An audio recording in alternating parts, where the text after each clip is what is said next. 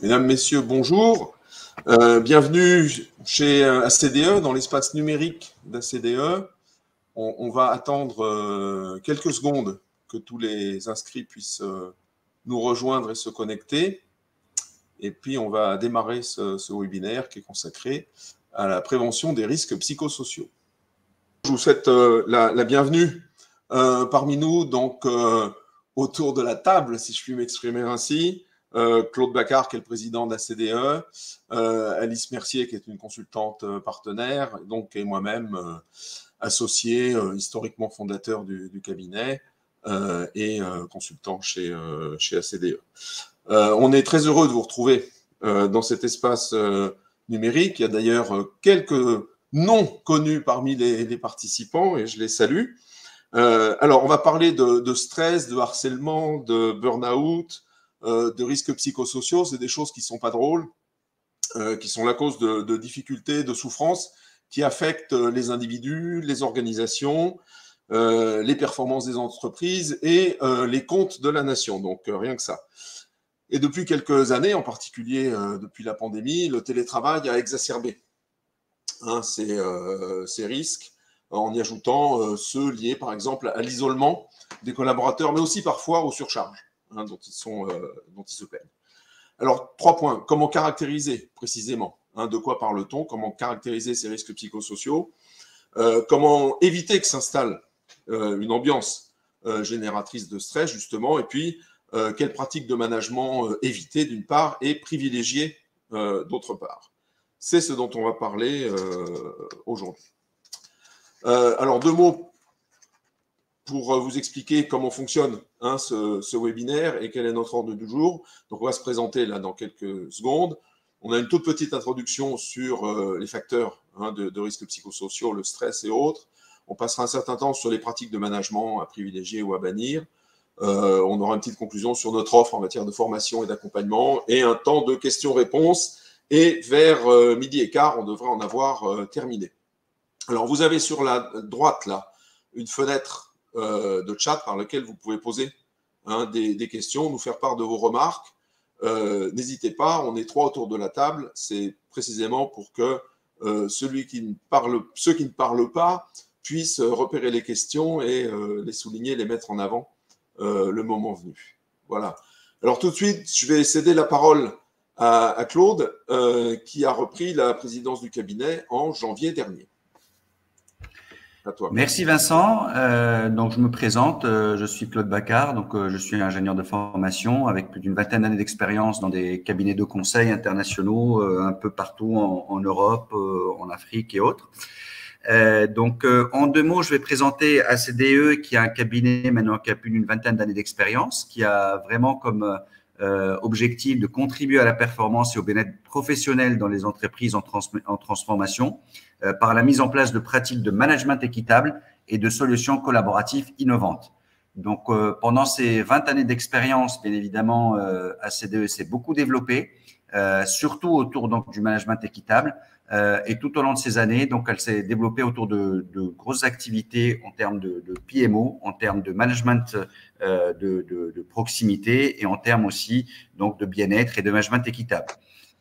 C'est son pied international, donc depuis quelque temps, donc ACDE s'est rapproché de la société FICOM.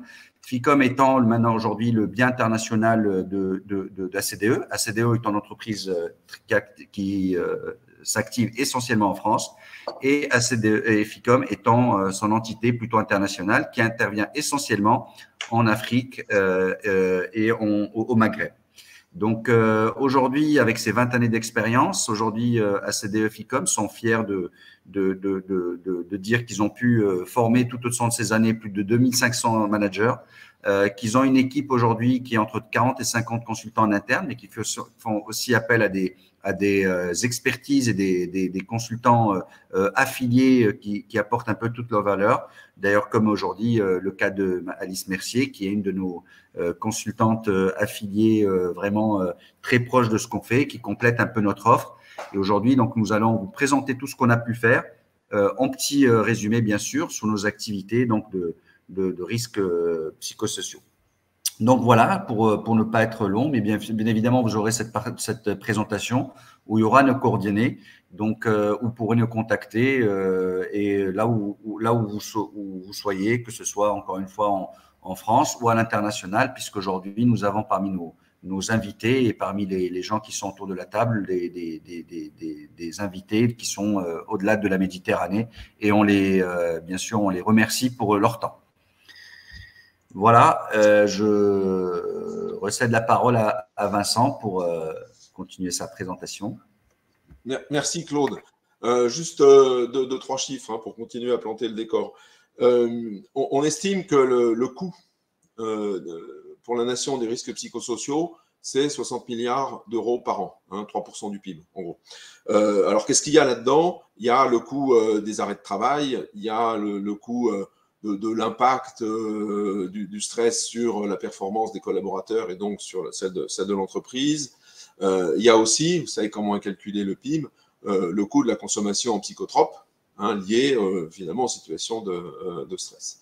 Voilà. Donc, au-delà d'un problème économique, c'est aussi aujourd'hui un problème de société parce que beaucoup de métiers sont en tension, notamment les métiers industriels, l'artisanat, l'hôtellerie-restauration, la santé, pas que.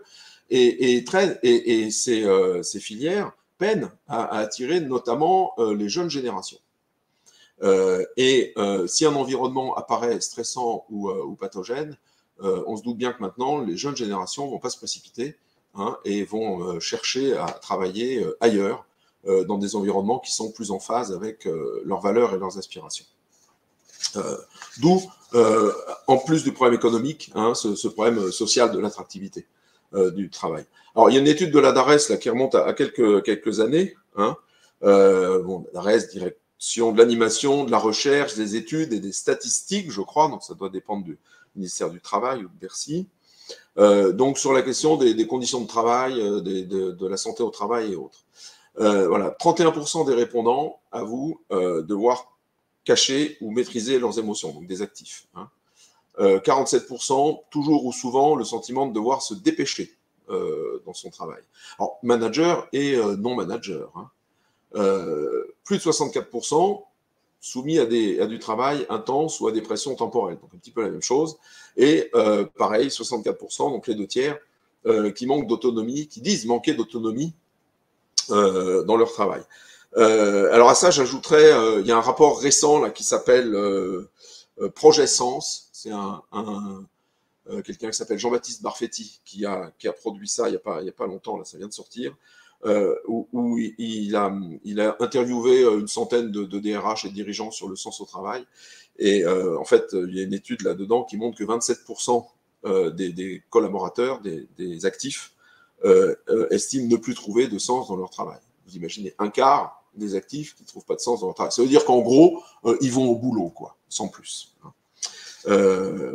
Alors, comment définir le stress hein, on parle de termes.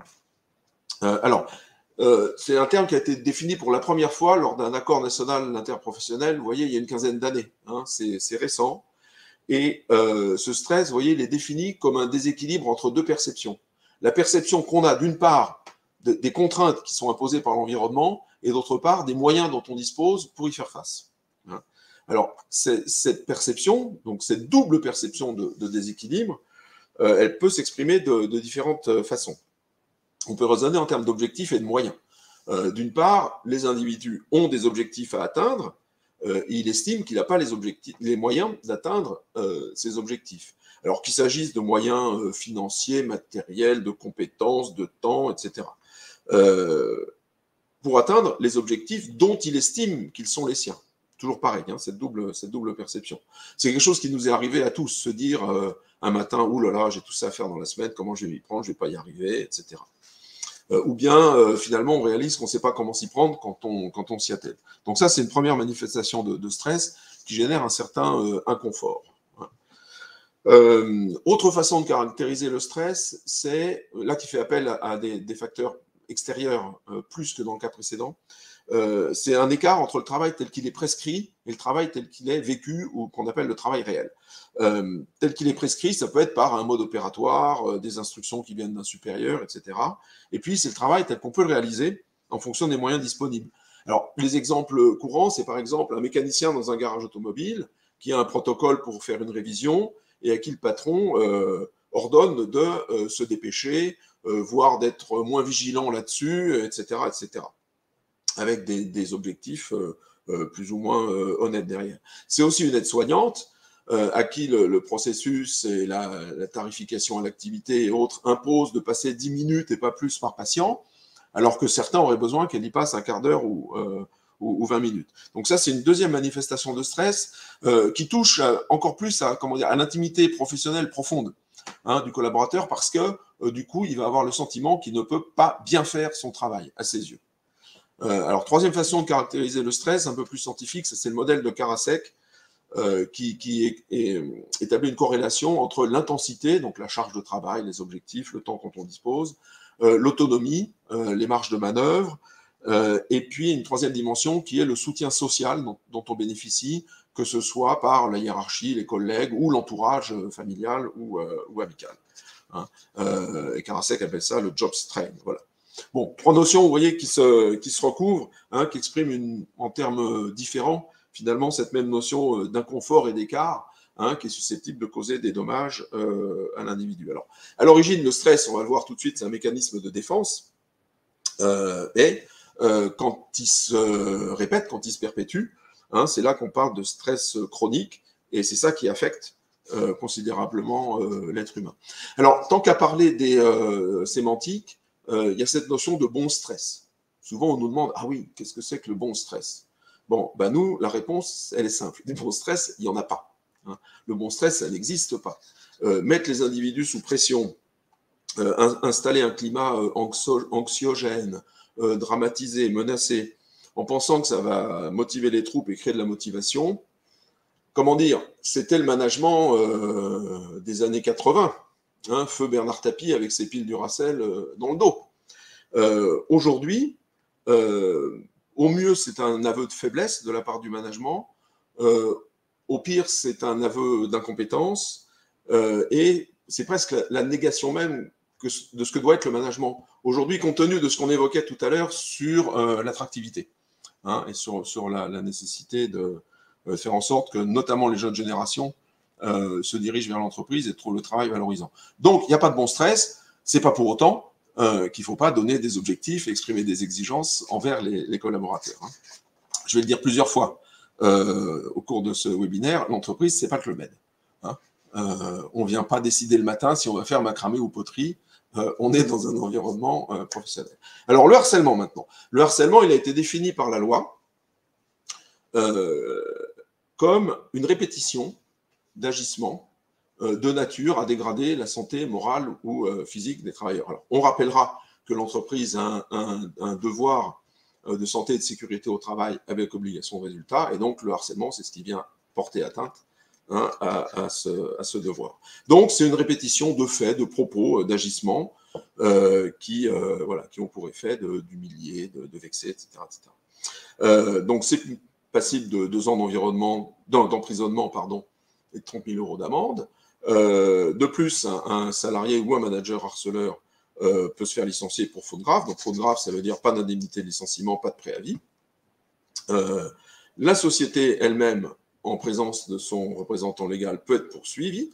Et enfin, s'il y a des violences physiques, la personne qui s'est rendue coupable de violences intentionnelles peut être déférée au tribunal également. Donc, c'est du civil plus du pénal. Alors, juste un point, c'est le juge qui décide qu'il y a harcèlement. Ce n'est pas un salarié qui décide qu'il est harcelé. Là aussi, il faut remettre un peu l'église au milieu du village, parfois. Un salarié a le droit de dire ce collaborateur m'enquiquine, ce client m'enquiquine, ce manager m'enquiquine, mais il ne peut pas dire ce manager me harcèle ou je suis harcelé par ceci, cela. Il peut dénoncer des faits, il peut porter plainte, on va voir comment, mais c'est le juge qui établira la réalité des faits et qui prononcera ou pas le terme de harcèlement. Alors, pour résumer, on le disait, le stress, ça provient de cet écart perçu entre ce qu'on estime avoir à faire, en gros, et les moyens dont on dispose ou que nous propose notre environnement pour y parvenir. Alors, ces écarts, d'où est-ce qu'ils proviennent? Il y a des facteurs multiples.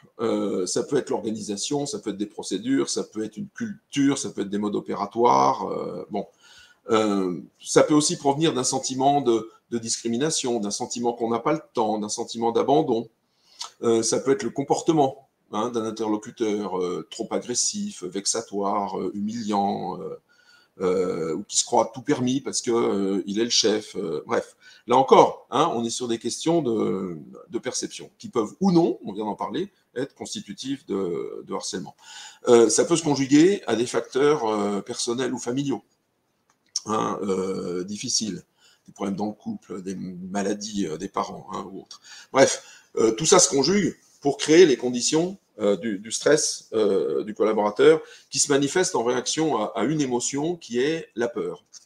La peur de ne pas y parvenir, la peur de passer pour un incompétent, la peur de ne pas être à la hauteur, voire pire, la peur de perdre son emploi. Et d'où le doute, voire la colère, qui peuvent résulter du constat d'une situation finalement compliquée ou d'un comportement qu'on estime hors limite d'un collaborateur. Alors, les mécanismes, alors ils ont été écrits par un monsieur qui doit être vieux, s'il est toujours en vie, un docteur Hans Selye, qui est un Autrichien, je crois. Comment se forme le stress? Alors, on va y revenir. En premier, il y a un agent déclencheur. Une prise de conscience, une impression qu'on n'aura pas assez de temps, une impression qu'on est mis à l'écart, un événement qui est subi comme une agression, un client, un collaborateur, un manager, quelqu'un qui vous balance une casquette en pleine réunion devant vos collaborateurs, tiens, tu t'es encore planté là-dessus, etc. Tac, le petit déclencheur. Il y a aussi des techniques pathogènes de management. On va y venir dans un moment. Voilà. Alors, ces techniques pathogènes, elles ont été mises en évidence par une médecin du travail qui s'appelle Marie Peset, que certains connaissent sans doute. Marie, elle a son cabinet de médecin du travail à Courbevoie, au pied de la Défense. Et ça fait des dizaines d'années qu'elle voit des cadres stressés défiler. Parce qu'ils sont allés trop loin dans le lean management, parce qu'ils sont allés trop loin dans l'application de directives corporate, parce qu'ils sont allés trop loin dans la gestion à coût de KPI, etc., etc. Alors, ces techniques de potentiel de management pathogène, voilà, il y en a 3 pages, vous les trouverez sur le site, là. Elle les a classées en 4 catégories: détournement de liens de subordination, classement la communication interpersonnelle, des injonctions, du tutoiement même sans demander l'autorisation aux gens, des dénigrements, etc., etc. Détournement des règles disciplinaires, c'est par exemple des sanctions, des faits imaginaires donnant lieu à sanction, des freins à l'avancement, des choses comme ça, du détournement de pouvoir de direction, refuser les congés, refuser les formations, fixer des objectifs très clairs. Tiens, allez, on va lui fixer un objectif irréalisable, histoire qu'il se plante et qu'on puisse le virer. Les placardisations, voilà, toutes ces choses-là. Et puis, les réductions, enfin bon, il y a des responsables ressources humaines dans l'assistance, là, vous voyez bien à quoi je fais allusion. Avant les travaux de Marie et de ses équipes, il n'y avait pas de mots derrière les choses. Et alors ça date de, je sais pas, une petite dizaine d'années. Ça a considérablement permis à la fois à ceux qui s'estiment victimes de ça, de mettre des mots sur des mots MOTS, sur les mots MAUX dont ils étaient victimes. Déjà ça, c'est un premier stade d'aide, parce qu'on se sent moins seul à partir du moment où c'est répertorié. Puis ça a beaucoup aidé la médecine du travail et les juges, et les RH aussi, à promouvoir justement, à faire de l'éducation en interne, et à promouvoir le bannissement de ces pratiques. Alors, on disait tout à l'heure, le stress, il intervient en réaction à un événement déclencheur. Donc là, en gros, il y a 3 phases. Phase d'alarme. Donc, en gros, le système nerveux est soumis à ce déclencheur et ça provoque la libération d'hormones ou de neurotransmetteurs, on ne va pas se noyer dans les détails, adrénaline et noradrénaline, qui permettent finalement de gérer au mieux hein, la situation, et puis tout de suite de savoir s'il faut s'enfuir ou s'il faut se battre. Hein. Et la libération de ces hormones, bah, c'est ça qui augmente la fréquence cardiaque, la pression artérielle, les tensions musculaires, les réactions connues. L'adrénaline, elle est sécrétée par les glandes surrénales, donc c'est ça. Imaginez, vous conduisez en voiture, il y a quelqu'un qui traverse d'un coup, vous freinez brutalement, vous pouvez avoir mal au rein. Et bien ça, c'est dû à la sécrétion d'adrénaline hein, par vos glandes surrénales. Bon, surrénales. Il se passe ça, et puis au bout de quelques minutes, ça revient à l'équilibre. Et si le facteur de stress ne se reproduit pas, il n'y a pas plus de dégâts que ça. On le disait tout à l'heure, le stress, ça peut se répéter, ça peut devenir chronique. Auquel cas, on rentre dans la deuxième phase, qui est la phase de résistance. Et là, c'est là que ça peut devenir nuisible. Hein, alors déjà, le système hormonal prend la relève, hein, sécrète du cortisol, qui est connu sous le nom d'hormone du stress, en fait. Donc le cortisol, il a pour but d'aider l'individu à résister, mais ça provoque d'autres symptômes d'anxiété, d'angoisse, de tension, de tétanie, de choses comme ça, d'irritabilité, d'hypervigilance. Hein. Donc là aussi, ça peut même causer des troubles métaboliques, d'hypertension, de diabète, de sensibilité exacerbée aux allergies, et l'embonpoint abdominal. Ne me remerciez pas, messieurs. C'est pas que les frites qui provoquent l'embonpoint abdominal, c'est aussi le cortisol si, dans sa carrière, on est exposé à du stress chronique. Et on l'a dit, le stress chronique, ça peut être lié à la façon dont on aborde son propre travail, avec les objectifs qu'on se fixe et les moyens dont on estime disposer. Ce n'est pas forcément hein, des mécanismes extérieurs. Voilà. Donc cette phase de résistance, et puis au bout de cette phase de résistance, arrive une troisième phase, hein, qui est la phase d'épuisement.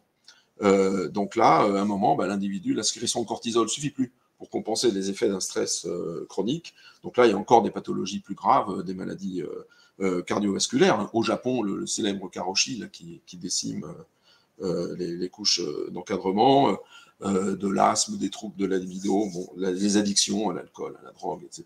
J'en passe, et des pires, puisque ça peut aller jusqu'à un épuisement total, hein, un effondrement, le fait que, aujourd'hui, on ne peut plus prendre le métro pour aller au boulot, la simple vue du bâtiment dans lequel est le bureau provoque une réaction de rejet, voire ça peut entraîner des pulsions suicidaires, hein, compte tenu aussi d'autres contextes souvent. Voilà, donc le burn-out, hein, c'est l'accumulation, hein, finalement, de résistance à tous ces facteurs de stress. Alors, comment on peut agir face à ça? Bon, alors la meilleure façon d'agir face au stress, c'est de faire en sorte qu'il ne s'installe pas dans votre organisation. Hein, si vous êtes manager, si vous êtes DRH, voilà, vous devez avant tout faire en sorte que le stress ne s'installe pas. Et là, notre recommandation, c'est d'appliquer les méthodes, les pratiques du management équitable, celles qu'on promeut hein, depuis des années, on va y revenir, qui s'appuient sur des considérations assez simples, hein, ma foi, expliquer vers quoi on va déjà, afin de réduire les doutes, de redonner du sens hein, à ce qui est demandé, sécuriser chacun dans la façon de faire son travail, ça veut dire aussi être clair sur ses exigences, on le disait tout à l'heure, c'est pas le Club Med, le pouvoir de direction, ça existe, hein, mais s'assurer aussi que les collaborateurs ont les compétences en phase avec ce qu'on leur demande, et puis leur proposer l'accompagnement qui va bien, justement, pour qu'ils puissent progresser en compétences, et puis intervenir en autorité, hein, là aussi, pouvoir de sanction, hein, quand c'est nécessaire. Et puis, bien évidemment, privilégier la courtoisie, la confiance, la bienveillance, bref. Alors, on est bien conscient hein, que ces pratiques de bienveillance, même si, quand vous entendez les dirigeants du CAC 40, ils sont tous persuadés, et je pense qu'ils sont sincères, hein, que ces pratiques se déploient dans leurs entreprises. Bon, quand on descend dans les échelons, on sait bien que c'est pas ça, qu'il existe encore des organisations pathogènes, volontairement ou pas, et des managers stresseurs, la plupart du temps involontairement, hein, par timidité, par manque de savoir-faire ou autre, et dans une très faible proportion des cas, de façon consciente par nocivité ou perversion, narcissisme. Bon. Alors face à ça, il y a deux registres d'action. Déjà, un travail sur soi, savoir diagnostiquer les facteurs de stress qui peuvent entourer chacun, savoir y remédier. Il y a des techniques de lâcher prise, vous pouvez vous faire entourer de consultants, voire de thérapeutes. Ça va vous permettre de prendre la distance, de hiérarchiser, de faire le tri, choses comme ça, afin de ne pas vous laisser envahir par le stress. Mais ça ne traitera que les symptômes, souvent, ça ne traitera pas la cause, sauf si c'est votre tempérament profond qui est la cause de votre stress. Si c'est dû à des agents extérieurs, ça n'en traitera pas la cause. Alors, d'où un second registre, qui sont toute la panoplie d'outils et de ressources dont on dispose face au stress, le CSE, les instances représentatives du personnel, mais en premier, votre manager, votre attaché ressources humaines. Sachez que toute entreprise est tenue de tenir un document d'évaluation des risques dans lequel il y a un chapitre qui prend une importance croissante depuis 10-20 ans là, sur les risques psychosociaux, qui a souvent été actualisé d'ailleurs avec l'apparition du télétravail là, depuis la pandémie. Vous voyez, avec votre DRH, il y a sûrement plein de choses là-dessus. Et parce que ce DUE doit obligatoirement contenir des mesures de prévention et de traitement des risques psychosociaux, dont le stress, dont les situations constitutives de harcèlement, etc. etc. Il y en a quelques-uns qui font référence, notamment chez Dassault Systèmes, un programme qui s'appelle Destress, qui fait que toute personne en situation, qui se déclare en situation de stress ou de sentiment de harcèlement, je crois, est dans les 48 heures déplacée et mutée dans une autre équipe. Et puis ensuite, on enquête pour savoir ce qui s'est passé. Mais vous voyez, en premier, on supprime la cause de stress. Bon, les IRP, on en a parlé, les institutions, la médecine du travail, l'inspection du travail, la Sécu, l'INRS, là, je vous conseille les publications de cet Institut national pour la recherche et sécurité pour la prévention des accidents du travail, je crois que c'est ça leur nom, le petit bouquin rouge, là, qui est gratuit, qui est très bien, et puis ensuite, des tiers extérieurs. Alors, il y a les préventeurs, spécialisés, comme leur nom l'indique, dans la prévention des risques psychosociaux, il y a des médiateurs, il y a la police, il y a le parquet, il y a des consultants, etc. etc. Voilà. Donc, si vous vous sentez en situation de stress ou de harcèlement, n'hésitez pas à en parler. Le devoir de santé et de sécurité au travail avec obligation de résultat, c'est quelque chose qui est là pour vous protéger. Alors, on peut aussi, nous, vous écouter s'il y a ce sujet chez vous ou autour de vous. Alors, on en parlait tout à l'heure, la petite minorité de toxiques, de pervers narcissiques ou autres. On dit c'est 2-3% de la situation, mais quand vous tombez sur quelqu'un comme ça en situation professionnelle, c'est pas agréable, parce qu'il alterne de la flatterie, de la victimisation, de la culpabilisation, il vous jette des fleurs en public, il vous assassine face à face, ou l'inverse. Donc, bon, on a republié un article là qui précise comment s'en passer, mais moi je fais mienne cette citation qui est extraite des Tontons Flingueurs là, que vous avez à l'écran. Faut les soigner. Alors, on va pas je n'encourage pas à la violence et à la pose de bombes chez les pervers narcissiques, donc tout ça va être virtuel, mais sachez vous en prémunir et agir dans leur dos. C'est-à-dire, n'essayez pas de contrer un pervers narcissique face à face, allez voir des alliés, vos RH, la médecine du travail ou autres, parce que souvent, dès qu'on commence à enquêter sur ce genre de personnes, on se rend compte que dans d'autres environnements, il s'est aussi comporté ainsi.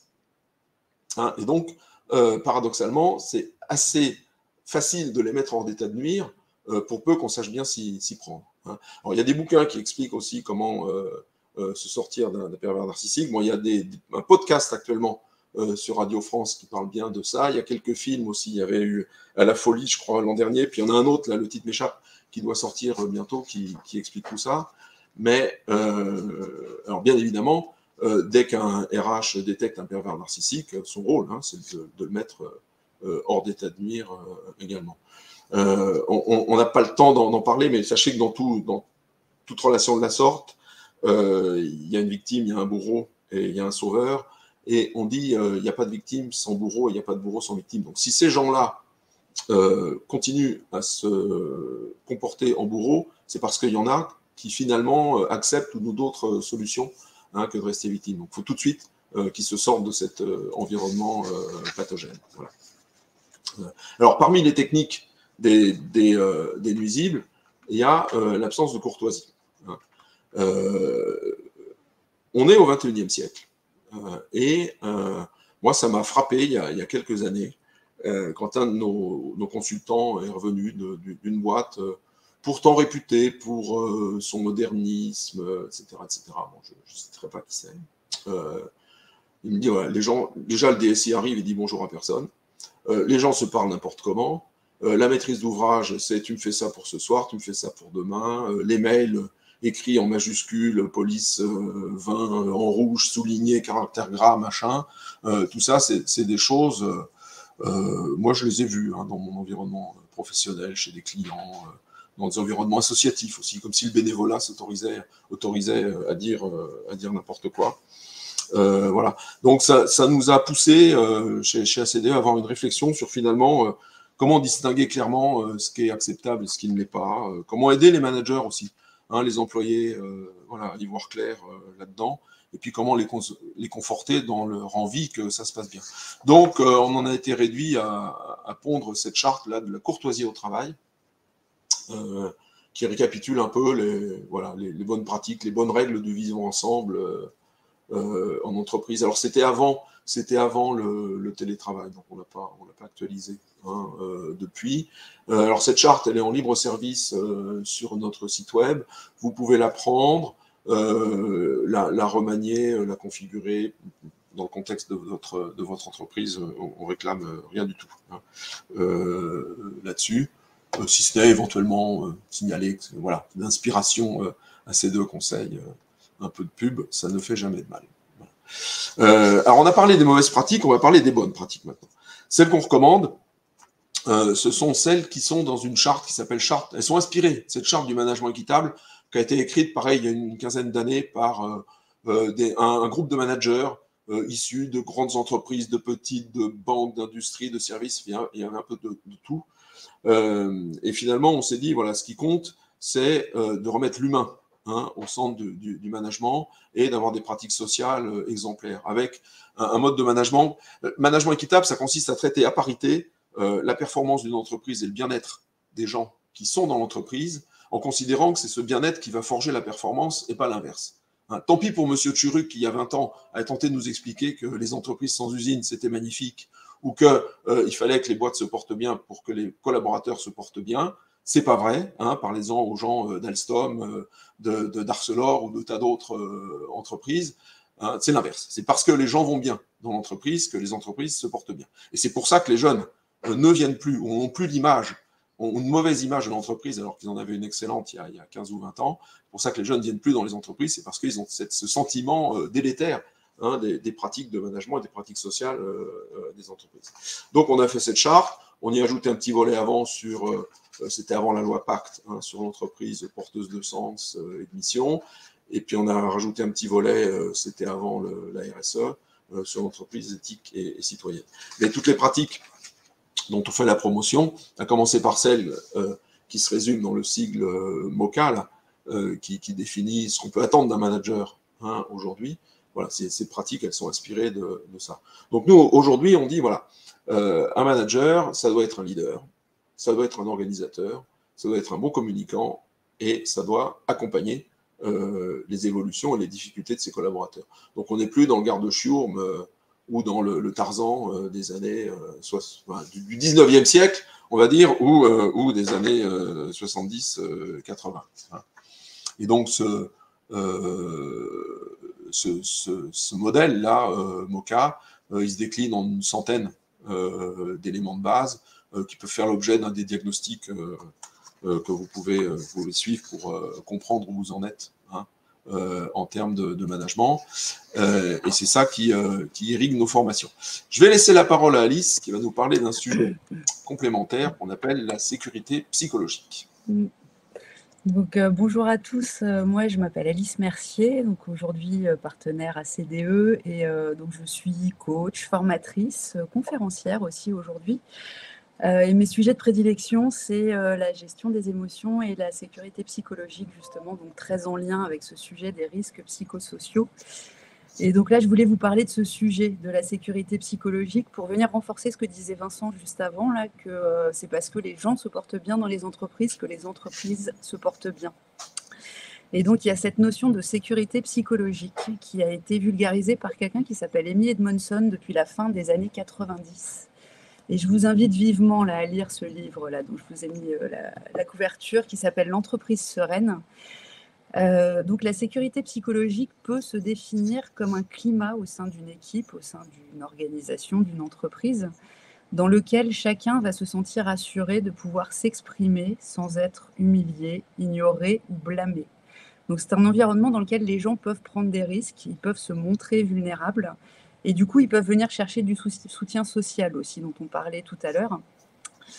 Donc ça, c'est quelque chose qui aujourd'hui est extrêmement important dans les entreprises, et notamment à travers une étude dont je voulais vous parler brièvement. C'est qu'il y a Google qui, il y a quelques années, à début des années 2010, a voulu chercher le secret des équipes performantes. Et donc ça s'appelle le projet Aristote de Google. Vous avez de la documentation en dessous, là, les 2 liens que je vous ai mis parlent de ce projet-là.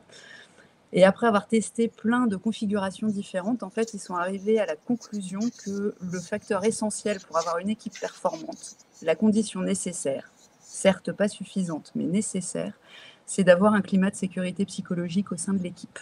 Donc non seulement c'est bon pour les salariés, mais en plus c'est démontré comme étant bon pour les entreprises. Et puis, je voulais faire un petit lien avec les risques psychosociaux, parce que moi, je vois dans mon entourage aujourd'hui beaucoup de personnes qui ont subi des burn-out sur leur parcours. Vraiment, le nombre est assez effrayant. Et à chaque fois, les récits qui me sont faits, il y a un lien très direct entre burn-out et absence de sécurité psychologique dans le contexte professionnel. Donc voilà, ce sujet, on en parle de plus en plus, mais pas encore assez, je trouve, aujourd'hui. Donc c'est pour ça que je voulais vous en parler ici. Voilà. Merci Alice. Ouais, tu fais bien parce que ce phénomène de burn-out, je trouve qu'il touche les gens de plus en plus tôt aussi dans leur carrière. Oui. Moi, je vois dans mon entourage des trentenaires qui sont victimes de burn-out après quelques années en cabinet de conseil, dans l'industrie du luxe par exemple, sans citer de nom, ou dans les startups. Il y a un bouquin d'ailleurs qui est l'enfer des startups. Il y a une startup qui fait de la pub dans le métro avec un chat rose, par exemple. Des exemples de management délétère dans ce type de boîte qui sont effectivement assez révoltants. Alors, quelques considérations pratiques pour la prévention du stress en télétravail. Bon, 8-9 mois, là, on va pas s'attarder dessus. On a une version plus détaillée de ça, je vous l'enverrai avec la présentation. Mais vous voyez, c'est basé sur la confiance. Si vous dites aux gens que vous craignez, que vous voulez considérer comme des feignants, ils vont se comporter comme des feignants. Si vous leur dites on fait confiance, ça va créer de la responsabilité. C'est pas pour autant qu'il faut se dispenser de contrôler. Voilà, donc on en est sur des considérations d'adaptation de la charge de travail, aux marges d'autonomie, d'adaptation du plan de management. Le plan de management, c'est tout le schéma de réunion collective, individuelle, etc., etc. La contribution aux conditions de travail, il faut que les collaborateurs soient correctement équipés chez eux s'ils sont en télétravail. Et puis on retrouve les bases du management. Alternance de temps présentiel, temps collectif, objectif clair, suivi individuel, diffusion fréquente d'informations. Encore plus parce que quand on est en télétravail, il n'y a plus radio moquette, ou s'il y a radio moquette, vous ne pouvez pas y participer parce que vous ne pouvez plus aller à la machine à café, laisser traîner les oreilles. Et puis bien sûr le respect du droit à la déconnexion, qui, je vous le rappelle, fait qu'on ne peut pas reprocher à quelqu'un de ne pas répondre aux mails ou au téléphone au-delà de certains horaires. Alors, pour conclure, bon, on n'a pas le temps, mais j'aurais bien fait un petit jeu, si toutefois on peut se permettre de jouer avec ces sujets-là, mais je ne veux pas vous stresser davantage. Donc, en formation, on passe beaucoup de temps autour de cette diapo pour que chacun donne son interprétation de chaque mot. Donc, on l'a vu, le stress, c'est un état individuel. Le harcèlement, c'est la répétition de faits qui peuvent potentiellement porter atteinte à la santé morale ou physique du salarié. Le burn-out, c'est l'épuisement qui résulte d'accumulation de stress et de résistance au stress dû à du harcèlement ou à d'autres facteurs. Et les risques psychosociaux, bah, c'est l'ensemble des risques de nature à porter atteinte à la santé des travailleurs. Donc c'est tout ce qui précède. Voilà. Dans l'entreprise, on en revient en général à deux considérations. L'organisation, hein, est-ce qu'elle est pathogène de façon systémique, culturelle, parce que bah, voilà, on accepte que les gens se parlent n'importe comment, puis on trouve ça normal, etc. Bon. Et puis le comportement des managers. Et je le répète, hein, les managers qui se comportent mal, souvent, sont des managers plus timides ou maladroits, et donc peu compétents en management, que des managers mal intentionnés. Alors, ils passent pour ces trois petits points pour tout ce qu'on veut, mais il ne faut pas leur en vouloir. On ne leur a pas appris à faire autrement. Hein. Et notamment pour tous ceux, comme nous trois, qui avons suivi des cursus d'ingénieurs. Hein, vous parlez de ça dans une formation ingénieur, vous n'avez pas de grand succès. Hein. C'est une fois qu'on a été confronté à la réalité de l'entreprise, hein, que ça devient plus prégnant. Donc, un manager, ça s'éduque du premier jour presque au dernier jour auquel il est manager. Et justement, transition habile avec ce qu'on vous propose chez ACDE en matière de formation et d'intervention. Alors, on a pas mal en fait de prestations. Hein, autour de ça, on a d'une part une formation action de 3 jours qui est assez dense, dans laquelle on fait intervenir une psychosociologue, un avocat et un consultant de chez nous pour vraiment faire un panorama complet, hein, et une première cartographie éventuellement des facteurs de stress. Ensuite, on a toute une série de prestations d'ingénierie, on va dire, hein, qui visent à renforcer, à repréciser les pratiques de management, des diagnostics, de l'écriture de chartes, de l'ingénierie de référentiel de management, des ateliers autour des facteurs de stress. On peut aider les managers aussi à communiquer, hein, notamment dans le cadre de gros projets de changement, où il s'agit de bien communiquer à certains moments, hein, pour éradiquer le stress, puis bien évidemment des accompagnements post-formation, des coachings, des choses comme ça. Et puis au centre de tout ça, hein, nos formations autour des 4 axes qu'on évoquait tout à l'heure. Alors tout ça pouvant se tenir à distance, en e-learning ou en direct, en présentiel, pardon, ou en direct à distance comme on le fait actuellement. Ceci dit, bon, on reparle de mettre de l'humain au management, dans le management. L'humain, c'est quand même le présentiel. Hein. Faut bien dire ce qui est. On a fait le maximum pendant les temps de pandémie ou autre, mais on constate d'ailleurs depuis 6 mois que tous les nouveaux programmes de formation qu'on déploie chez nos clients se font en présentiel. Hein, il y a un retour en force du présentiel, ça a des vertus pédagogiques, ça a des vertus humaines, hein, incomparables. Tout petit zoom sur nos outils de diagnostic, voilà, sur les pratiques de management, sur le stress, sur les styles de management. Nos formations, la colonne vertébrale de nos formations, hein, c'est là-dessus, sur la posture, sur le collectif, l'individuel, sur l'accompagnement de la montée en compétences, sur l'animation, sur l'autorité, hein, et sur le leadership. Voilà, on va conclure parce que je vois qu'il est déjà 12h13. Donc, si vous voulez aller plus loin, je ne sais pas s'il y a des questions.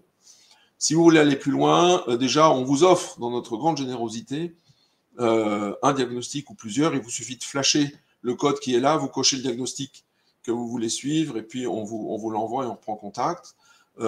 Si vous voulez qu'on creuse, on peut se voir pour parler de la situation dans son ensemble, ou pour approfondir la partie formation.